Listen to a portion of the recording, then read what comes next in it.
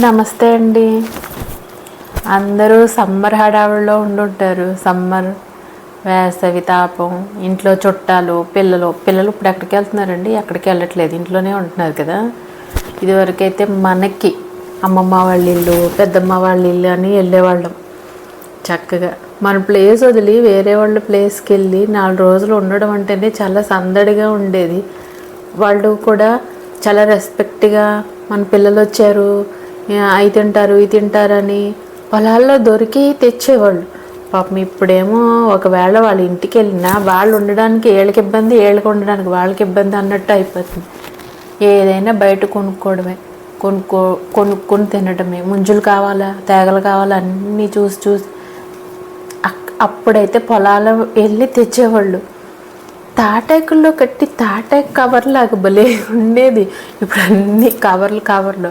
ఆ తాటాకు దాంట్లోనే ముంజులు అక్కడే కొట్టుకుని ఆ కవర్లో తాటాకు దాంతో కవర్ కట్టి తీసుకొచ్చి అది బుట్టం చూడగానే ఏడో ఆనందం. తీసేసుకుని ఓపెన్ చేస్తే ఎక్కువ తినేస్తే నొప్పి, అమ్మో అంటే నొప్పి వచ్చేస్తుందని మనం అనకుండానే ఇంత తింది దీనికి నొప్పి వస్తుందని అడగకుండానే ఈ పచ్చడి తిను యావకాయ పెట్టేవాడు. తింటే అరిగిపోద్దంట. ఒక్కొక్కటి ఏదో మరి మామిడికే ఏదో ఎక్కువ తింటే బియ్యం గింజలు అయ్యో నవలించేవారండి. అయ్యేంటి ఇప్పుడు టప్మని అరిగిపోద్ది, నొప్పి రాకుండా ఉంటుందని పెట్టేవాడు. మాంసం తెస్తే అరిటాకు కాదు, తామరాకు. అసలు కవర్లు లేవు అప్పుడు. చక్కగా భలే ఉండేది. అమ్మమ్మలు అలాగే చూసేవారు, తాతయ్యలు అందరూ. కొన్ని ప్రాబ్లమ్స్ ఉన్నా కూడా చాలా బాగా చూసుకునేవాళ్ళు. ఇంట్లో వెళ్తే ఎక్కడికైనా పెద్దమ్మ వాళ్ళు, అక్కళ్ళు, అబ్బబ్బా చక్కగా. టీవీలు లేవండి అప్పుడు. నా చిన్నప్పుడు అంటే మాకు ఉండేవాళ్ళకి ఉన్నాయేమో అంత తక్కువ ఆ టైంలో కదా, 90s బ్యాచ్లో.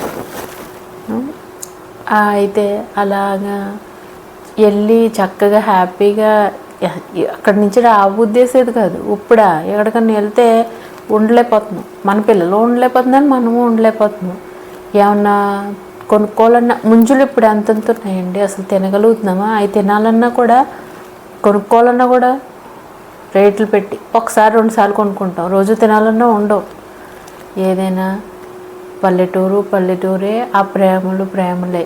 ఇంకా ఈ రోజులు ఒక జ్ఞాపకాలుగా తలుచుకోవడం తప్ప ముందు వస్తాయి అనే ఆశ లేదు, ఏమీ లేదు కదా, ఉండదు. అంతా అయిపోయింది. మన జనరేషన్కే కొంచెం ఆ మాత్రమన్నా తెలిసింది. ఇంకా ముందు ఇప్పుడు మా పిల్లలకే తెలీదు, ఇంకా ముందు పిల్లలకు కూడా తెలీదు.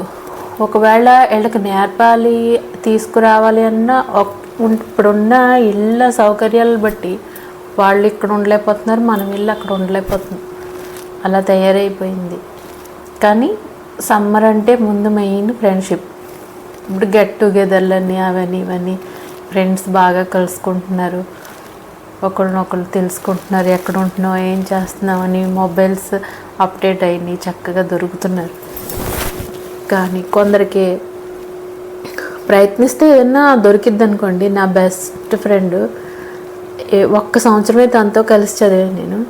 తన్ని మాత్రం నేను అసలు ఎప్పుడు మర్చిపోలేనండి. అలా అని ప్రయత్నించను. రావులపాలెం అనమాట తంది. వెళ్ళయి ఎక్కడుందో ఏంటో, వాళ్ళ అమ్మగారు నాన్నగారు ఉండరు ఆ ఇంట్లోకి వెళ్ళి. మనం ఏమో తెలియదు ఇంకా ఎక్కడుందో.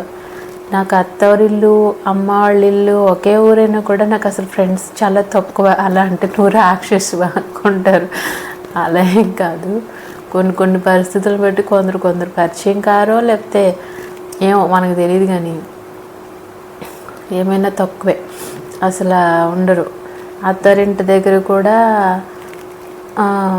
క్లాస్మేట్స్ కాకపోయినా నైబర్ అయినా అక్కడ పెద్దగా ఒక అమ్మాయి ఉంటుంది, ఎప్పుడన్నా మాట్లాడుతుంది. ఫ్రెండ్స్ అంటే ఇప్పుడు బాగా ఎంజాయ్ చేస్తున్నారండి.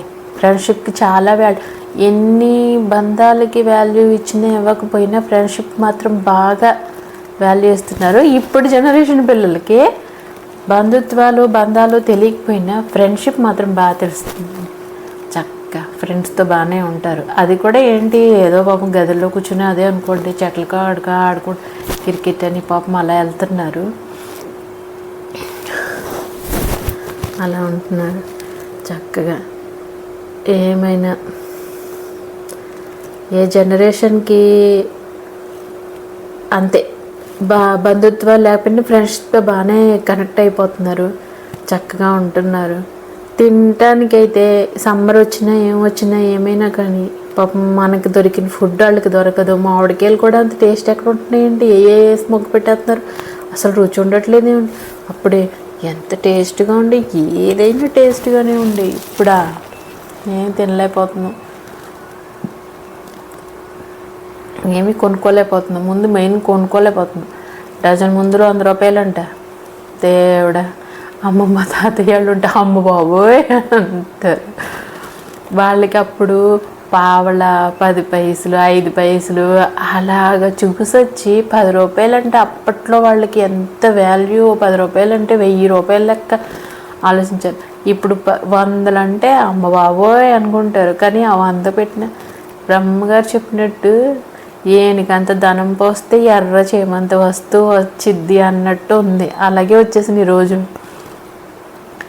ఈ వాటికన్నా డ్రింక్స్ ఆ రేట్ పడితే డ్రింక్స్ వస్తాయి అనేసి కూల్ డ్రింక్స్ మీద, ఐస్ క్రీమ్ వీటి మీదకి వెళ్ళిపోతుంది పాపం పిల్లలకి.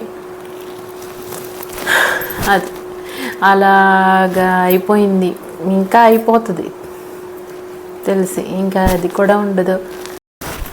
ఈ చెప్పే టాపిక్ మీకు నచ్చితే దయచేసి సబ్స్క్రైబ్ చేసుకోండి, లైక్ చేయండి ప్లీజ్.